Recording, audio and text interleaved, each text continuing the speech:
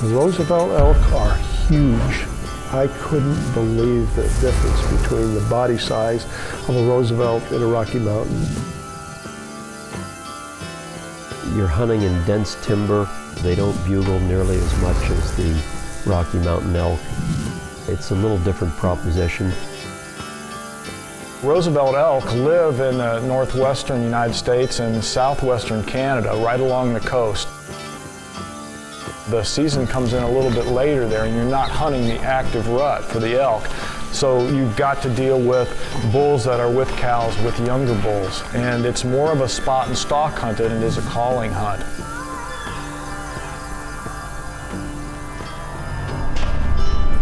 Hey Tom, we're hunting on the Seashell Peninsula, Tender Harbor exactly, and we'll be heading up towards the Cairn Range. There's some pretty good herds of bulls up there.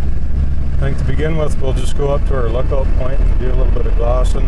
Well, Brad, there's a couple reasons why I came up here to Coastal Inlet. One, of course, is the giant elk you guys got here. I mean, some of the biggest that you can hunt anywhere in North America.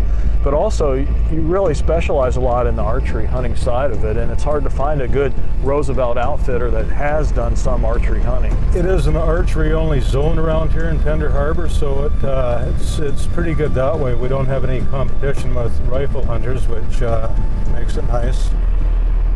I booked several hunts for Roosevelt elk. In fact, I had to go 4 times. Washington one time, Oregon twice, and finally on my 4th hunt I went to southern British Columbia to the Sunshine Coast.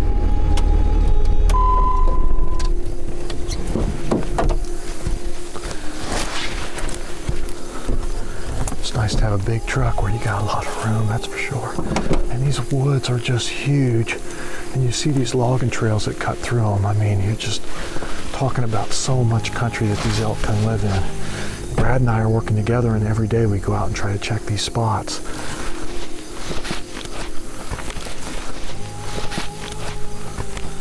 Yeah, there's a few beds up here, Tom, just up on these bluffs here. They look like the bed down, so I think it's worth going for a little sneak through there, and just you never know what we might bump into. All right, sounds good. We were on this hunt specifically with one archery tag. Lister had one archery tag in one archery area to hunt.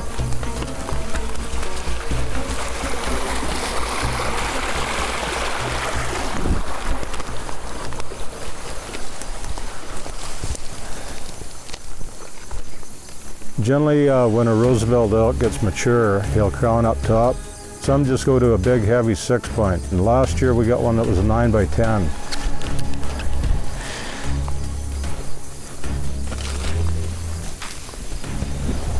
Walking on an elk trail. That's about 40 yards off of this horse pasture over here. You can see how wide it is and how they've been tracking in and out of here. It's a perfect way to get in here.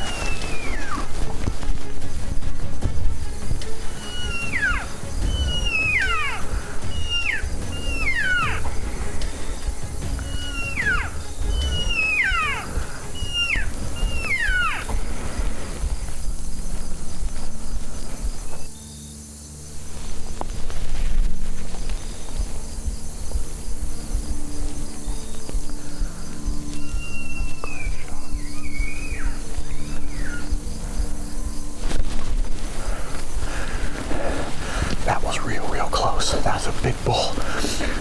We've been following tracks. We crossed the creek. We went up through a bunch of stuff, and all of a sudden we heard a branch break, and it was a cow, and there he was.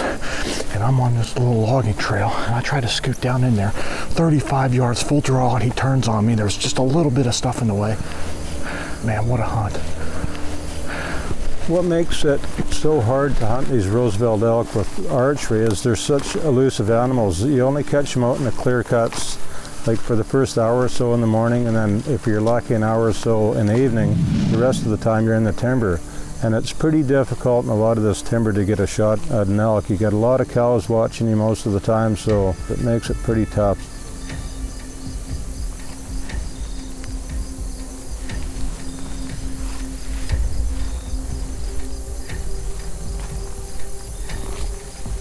Because the woods were so thick, we were always trying to access an opportunity to stalk down the power line.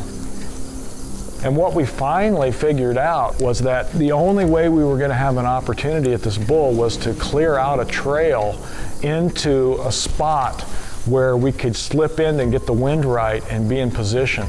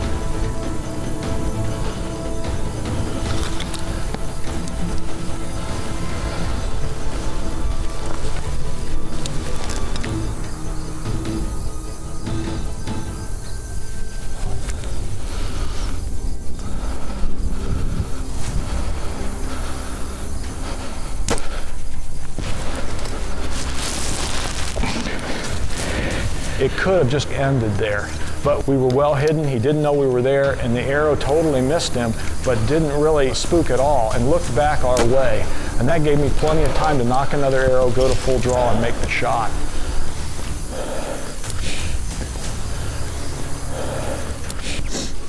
I hit him back. When I finally got here to the corner, he had moved from here all the way out there. It was a pretty long shot. After he stopped the second time, I could see fluids running out of him. I just didn't want to spook him all when he seemed relaxed. I hit him about right here. I'm gonna need to give him some time.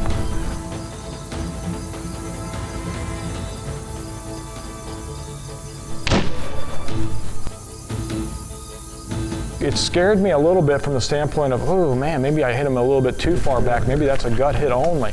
Because it was such a long shot, it was difficult to see. But we gave him a little time, and when we got up to the blood trail, we just got into the goods. You know, we've come into a little swampy area, and it's pretty hard to trail blood when you get into this type of a grass cover. But look at this, where we've got this blood just kind of sprayed almost on these long pieces of grass and on these leaves.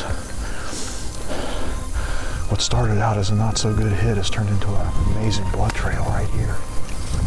Look at this, where he stood around for a little while. Oh man, look at that, where it's run out. It's run down.